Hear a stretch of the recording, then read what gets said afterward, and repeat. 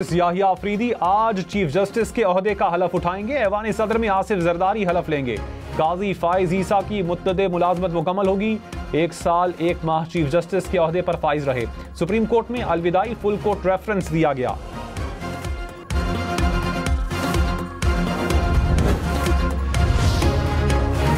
इस्लामाबाद के संजानी toll plaza के नजदीक कैदी वैनों पर हमला। तर्जुमान पुलिस के मुताबिक 82 कैदियों को अदालत पेशी के बाद अटक जेल किया जा रहा था। 4 गाड़ियों में सवार 20 मुल्जिमान ने हमला किया। मुल्जिमान असलहा, डंडे और पत्थरों से लैस थे। हमले में 4 पुलिस एहलकार जख्मी हुए।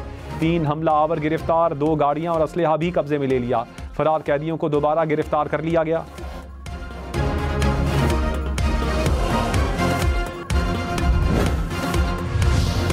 तहरीक इंसाफ का जेर हिरासत मुल्जिमान को जबरदस्ती कैदी वैन्स से निकालने का इल्जाम। वजीर आला अली अमीन गन्नापुर ने कहा, पुलिस ने कैदी वैन्स के ताले खुद तोड़े। हमारे गिरफ्तार अफराद पर भागने का इल्जाम लगाया। हुकूमत को ड्रामे बंद करना पड़ेंगे। शेख वकास अकरम बोले, MPA समेत 82 अफराद को अदालत ने बरी किया।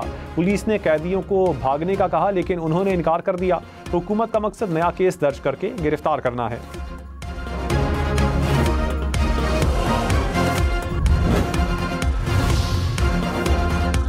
वज़ीर इत्तलात अता तारा ने कहा, पुलिस वैन्स पर सोचे समझे मंसूबे के तहत हमला किया गया। MPA मलिक लियाकत का बेटा गिरफ्तार है।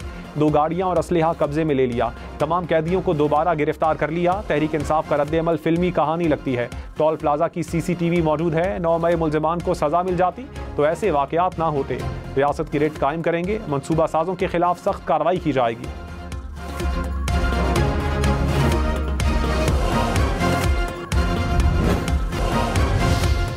साबिक चीफ जस्टिस काजी फाइज ईसा के एजाज में फुल कोर्ट रेफरेंस। कहा, बार और बेंच से बहुत कुछ सीखा।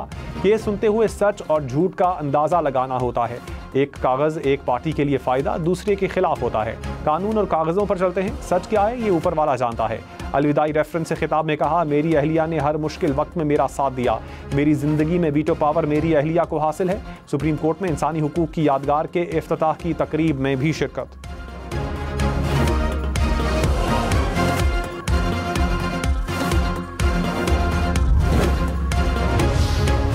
जस्टिस याहिया अफरीदी ने कहा, काजी फाइज ईसा को गुस्सा दिलाएंगे तो फिर आपका बचना मुश्किल है।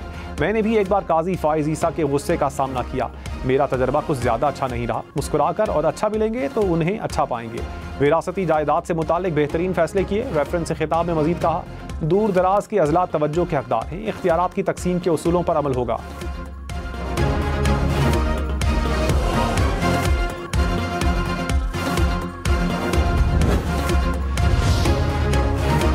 FC के 10 जवान वतन पर कुर्बान। डेरा इस्माइल खान में फितना अल खवारिश के दहशतगर्दों का FC चेक पोस्ट पर हमला।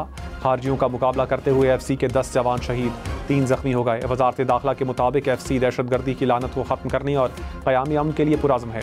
सदर आसिफ जरदारी और वज़ीर आज़म शहबाज शरीफ के हमले की मजम्मत। शहीद होने वाले जवानों के लवाहिकीन से इजहार ताज़ियत।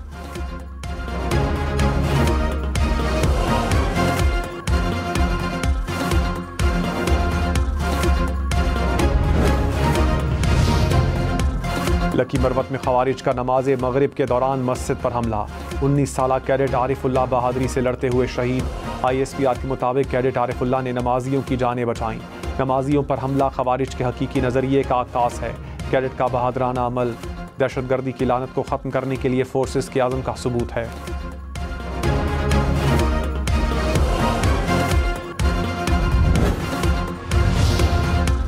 लाहौर में डाकू जैमर्स लेकर वारदातें करने लगे। डिफेंस में डकैती की वारदात की तफ्तीश में इंकशाफ। पुलिस के मुताबिक 5 रुकनी गैंग के पास स्पेशल डिवाइसेज हैं। 1-5 कॉल से बचने के लिए जैमर्स इस्तेमाल करते हैं। जैमर्स 2 किलोमीटर तक इंटरनेट सर्विस मुअत्तल करने से भी लैस। 2 रोज कबल डाकुओं ने 1 करोड़ रुपए से जायद की डकैती की।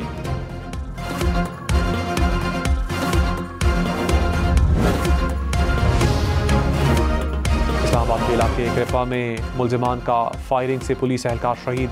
पुलिस के मुल्जिमान की गिरफ्तारी के लिए कोशिशें।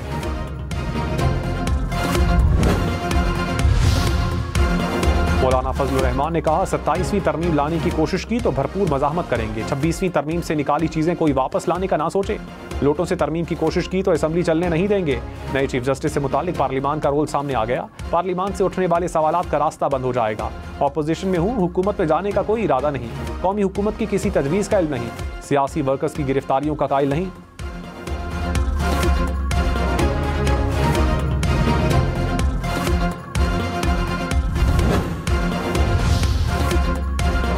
पीटीआई बैरिस्टर गौहर ने कहा, सुप्रीम कोर्ट में एक और अदालत कायम की गई। जुडिशल कमीशन में नॉन जजेस की तादाद ज्यादा रखी गई। नॉन जजेस अब जजेस की ACR लिखेंगे। उसूल रहा है कि हर इदारा अपना एहतसाब खुद करेगा। जजेस आज़ाद हों तो तब ही इंसाफ मुमकिन है। हुकूमत ने पार्लिमान को रबर स्टैम्प बना दिया। अरकान पार्लियामेंट को तहफ़्फ़ुज़ नहीं दे सके, अवाम को क्या तहफ़्फ़ुज़ देंगे।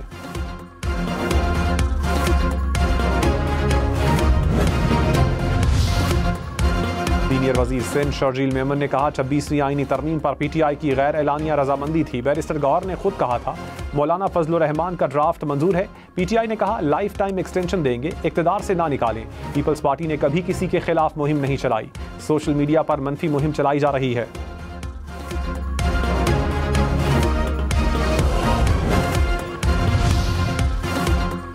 स्टॉक एक्सचेंज में नई तारीख रकम इंडेक्स 90,000 पॉइंट्स की हद अबूर कर गया। 100 इंडेक्स में 1000 से ज़ायद पॉइंट्स का इजाफा। सोना फी तोला 800 रुपये सस्ता। 1 तोले की कीमत 2,82,300 रुपये हो गई।